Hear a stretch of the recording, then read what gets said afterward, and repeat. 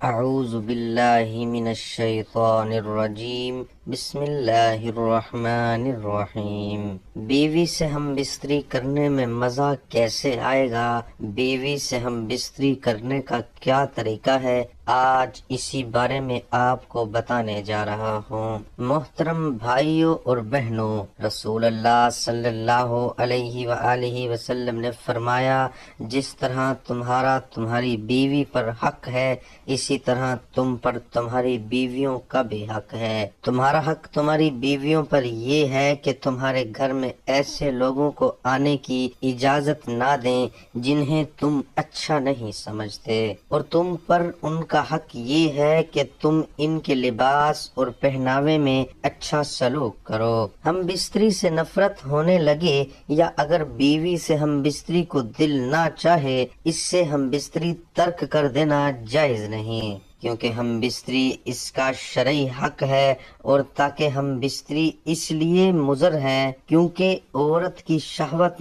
مرد کی شہوت سے زیادہ ہوتی ہے۔ محترم بھائیو، رسول اکرم صلی اللہ علیہ وآلہ وسلم نے فرمایا، جب کوئی شخص اپنی بیوی سے ایک دفعہ ہم بستری کرنے کے بعد دوبارہ ہم بستری کرنا چاہتا ہو تو اس کو وضو کر لینا چاہیے، کیونکہ وضو کرنے سے دوبارہ ہم بستری کرنے میں زیادہ لذت اور سرور حاصل ہوتا ہے۔ حضرت ابو ہریرہ رضی اللہ تعالی عنہ نبی کریم صلی اللہ علیہ وآلہ وسلم سے روایت کرتے ہیں کہ عورت کی شہوت مرد کی شہوت سے 99 درجے زیادہ ہوتی ہے، مگر اللہ تعالیٰ نے اس پر شرم و حیا غالب فرما دی ہے۔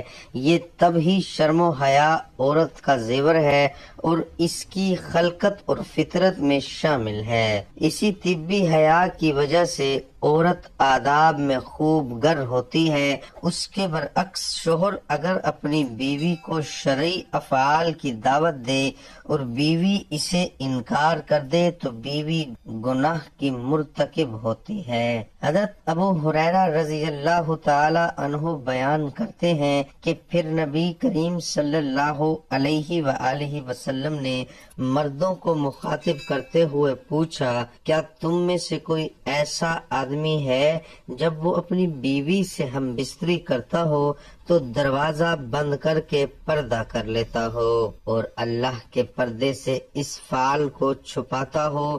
لوگوں نے جواب دیا، ہاں ایسے لوگ موجود ہیں۔ آپ صلی اللہ علیہ وآلہ وسلم نے پھر یہ پوچھا، ایسا آدمی ہے جو اسے دوسروں کے پاس جا کر بیان کرتا ہو؟ یہ سن کر صحابہ کرام رضی اللہ عنہ خاموش ہو گئے۔ اس کے بعد آپ صلی اللہ علیہ وآلہ وسلم عورتوں کی طرف مخاطب ہوئے اور ان سے پوچھا، کیا تم میں سے کوئی ایسی عورت ہے جو اپنے خاوند کی خلوت کی باتیں دوسری عورتوں کو بیان کرتی ہو؟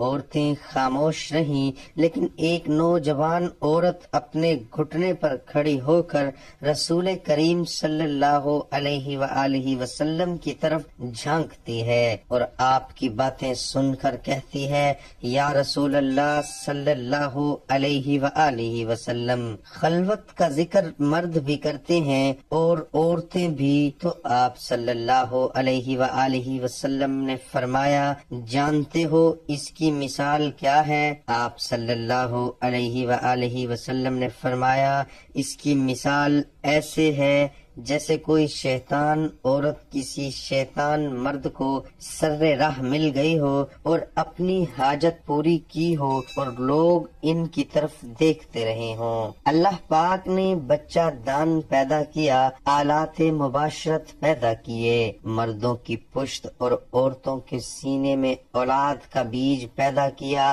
شہوت کو مرد اور عورت پر مسلط کیا، تو ان باتوں سے جو مقصود الہی ہے وہ کسی عقل مند سے پوشیدہ نہیں۔ اگر کوئی شخص بیچ میں یعنی نطفے کو ضائع کرے اور شہوت کو کسی ہیلے سے ٹال دے تو وہ پیدائش کے مقصد سے منحرف رہے گا۔ علماء اور محدثین فرماتے ہیں جب میاں بیوی مکالمت کرنے کا ارادہ کرے تو جسم کا لباس ہٹانے سے پہلے بسم اللہ پڑھ لیا کرے۔ اس سے اللہ تعالیٰ ان کے گرد حفاظت کا ایک پردہ ڈال دیتے ہیں، شیطان ایسے میاں بیوی کو نہیں دیکھ سکتا، جنات ان کو نہیں دیکھ سکتے۔ اس لیے سنت ہے کہ انسان کپڑا اتارنے یا پہنتے وقت بسم اللہ الرحمن الرحیم پڑھ لیا کرے تاکہ ان کے گرد حفاظت کی چادر آ جائے، اللہ تعالیٰ کی طرف سے شیطان اور جنات ان کو نہ دیکھ سکیں۔ لوگ سنت کا خیال نہیں رکھتے اور جسم سے لباس ہٹا دیتے ہیں، شیطان اور جنات ان کا جسم دیکھ لیتے ہیں، پھر کہتے ہیں کہ لڑکیوں کو جنات کا اثر ہو گیا، فلاح انسان پر جنات کا اثر آ گیا اور شیطانی اثرات ہو گئے۔ بحیثیت ایک انسان اور مسلمان ہم نبی کریم صلی اللہ علیہ وآلہ وسلم کی سنت کو چھوڑ کر خود اپنے لیے مصیبتیں خرید لیتے ہیں۔ اس لیے میاں بیوی کو چاہیے کہ جب اکٹھا ہونے کا ارادہ کرے تو اپنے جسم سے کپڑا علیحدہ کرنے سے پہلے بسم اللہ الرحمن الرحیم ضرور پڑھ لیں تاکہ ان کو آپس میں لیٹے ہوئے کوئی شیطان یا کوئی جن نہ دیکھ سکے، بلکہ شریعت نے یہ بات کہی کہ اگر جسم سے اپنا لباس ہٹائیں تو ایک بڑی چادر ہو جس کے اندر وہ دونوں ایک دوسرے سے ملیں۔ اس بڑی چادر کی وجہ سے اللہ تعالیٰ ان کو ہونے والی اولاد میں حیا پیدا فرمائیں گے۔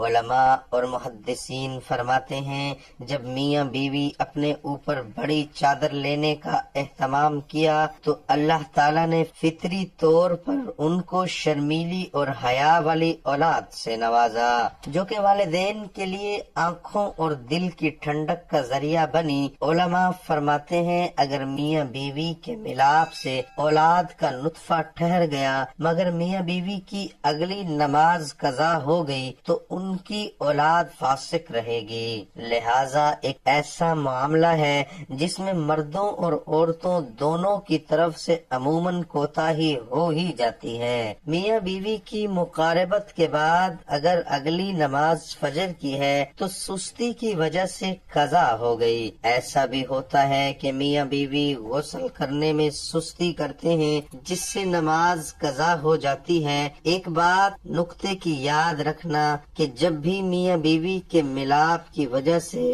ان کی اگلی نماز قضا ہوئی اور اس ملاپ سے ان کی اولاد ہو گئی تو اس اولاد کے اندر فسق و فجور آئے گا۔ جب ماں نے ہی اس عمل کی وجہ سے اللہ کے حکم کو توڑ دیا تو پھر پھل بھی تو ویسا ہی ملنا ہے۔ لہذا جب بھی ایک دوسرے کے ساتھ ملیں تو ملنا شریعت کے مطابق ہونا چاہیے۔ مقابت کی وجہ سے نماز قضا نہیں ہونی چاہیے، بے شرمی اور بے حیائی کا معاملہ نہ ہو بلکہ اللہ سے نیک اولاد کی تمنا ہو، جانوروں والا مسئلہ نہیں ہونا چاہیے۔ رسول اللہ صلی اللہ علیہ وآلہ وسلم نے فرمایا تم لوگ ننگے ہونے سے بچو کیونکہ تمہارے ساتھ وہ فرشتے ہوتے ہیں جو تم سے جدا نہیں ہوتے، وہ تو صرف اس وقت جدا ہوتے ہیں جب آدمی پاخانہ خانے جاتا ہے یا اپنی بیوی کے پاس جا کر اس سے ہم بستری کرتا ہے، اس لیے تم ان فرشتوں سے شرم کھاؤ اور ان کی عزت کرو کہ اللہ تعالیٰ میرا سنانا